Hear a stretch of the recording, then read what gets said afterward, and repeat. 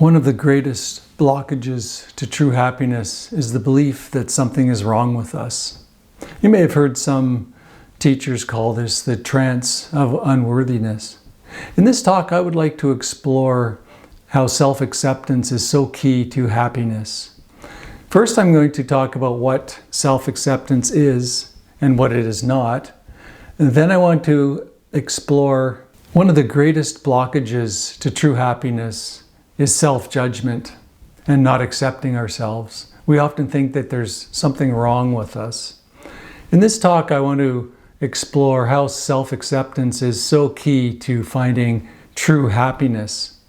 First, I want to talk about what self-acceptance is and what it isn't. Then I want to look at why self-acceptance is so important to finding true happiness. And then finally, I'm going to explore a few practices that you can engage with in order to evoke this unconditional love for yourself. First, it's important to explore what self-acceptance is not.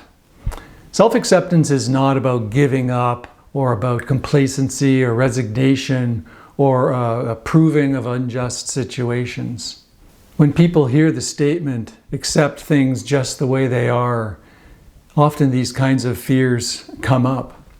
So self-acceptance is not about just giving up. In fact, self-acceptance allows us to then respond with wise action. What is wise action? Wise action is what comes out when we accept what's already happening in the present moment, just as it is. It allows us to then step into the next moment with a response rather than a reaction from old habit patterns. It is more like consciously knowing that this is the way it is and it can be no other way.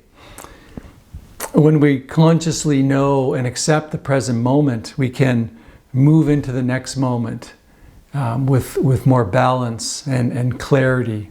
When we struggle and fight with what's happening in the present moment, we often then respond or react to it with more fear and trepidation and anger even.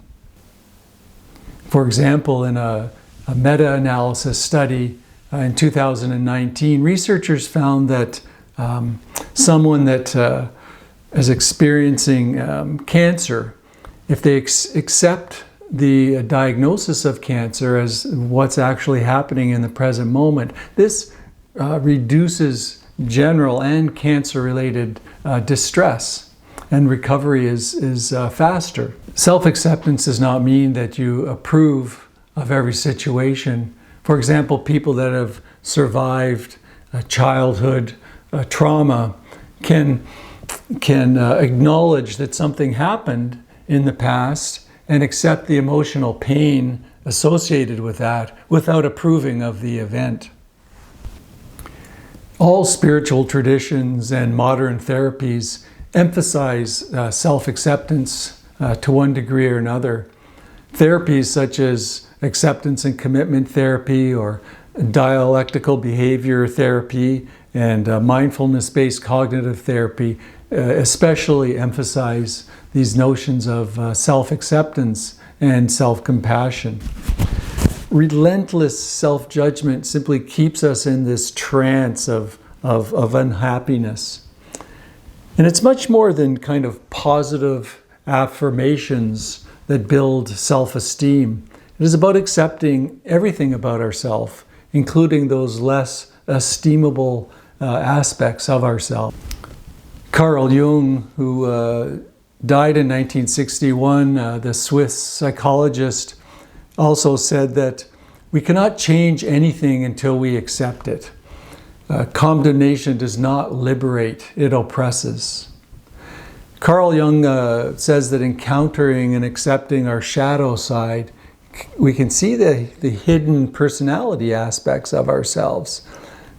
And these unknown aspects, they're hidden aspects, sort of unconsciously drive our behavior. In fact, when we often see someone and we judge something about another person, Jung says that what we're doing is projecting. we're projecting our perceived personal deficiency onto the deficiency of someone else. So by acknowledging and accepting these shadow sides of ourselves, they no longer operate in the background. They're seen and known. They're no longer surreptitiously directing our actions. And it goes further because it frees us to work in the world for social justice without any bitterness or any pity. Now that you know what self-acceptance is and what it isn't, let's explore how it's experienced. As human beings, we can learn to recognize when we are keeping ourselves trapped in self-judgment and unhappiness. The way to escape self-judgment, or the way out of this trance of unworthiness, is being aware and accepting absolutely everything about ourselves. When we don't do this, we're simply fueling our fears and anxieties, keeps us separated.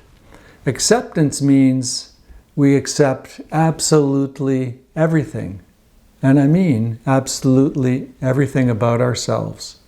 Let's look at ways to evoke this kind of self-acceptance.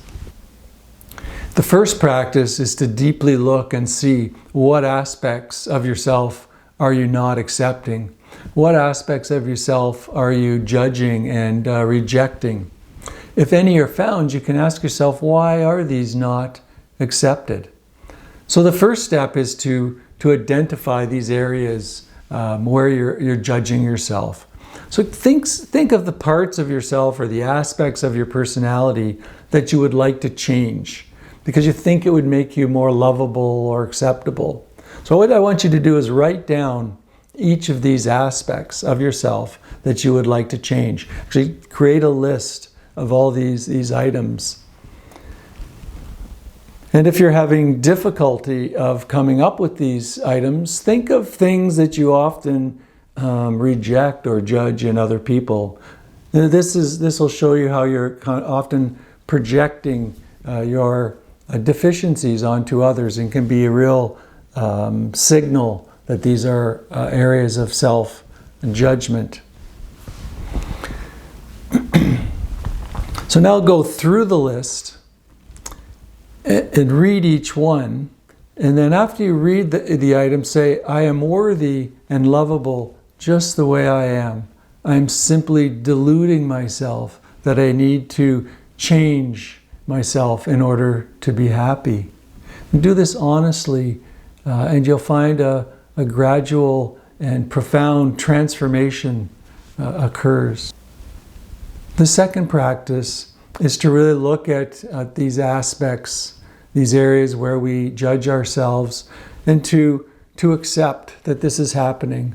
And this is important so that we don't judge ourselves for having these judgments. For example, let's say you get angry sometimes, and then you judge yourself for becoming angry. So this is on your list of things you'd like to change about yourself. But be careful that you're not then judging yourself for having these attributes. So the practice means we accept anger when it arises. We recognize that anger's present, and then we immediately allow ourselves to feel the feelings that are present.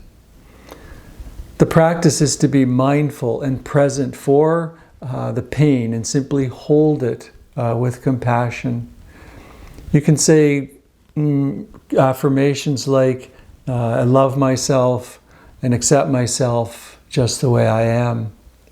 Thich Nhat Hanh, the Vietnamese Zen teacher, says that we should hold our anger like a mother would hold a baby, being present and mindful to the emotion with compassion, just like you would hold your child. The next time you find yourself rejecting aspects of yourself, try just immediately being with the feeling of the rejection and holding it with this kind of compassion. And then rather than your emotions controlling you, or for example, rather than anger controlling you, you are now in control of the anger. So this kind of acceptance of ourselves allows us also to accept others more fully. Our love of life deepens, our capacity to love one another deepens. So as you practice loving yourself fully, you'll find that your relationships with others in the world grow. And the choices you make will be wiser, and you'll radiate love out into life. As Thich Nhat Hanh says, to be beautiful means to be yourself. You don't need to be accepted by others. You need to accept yourself.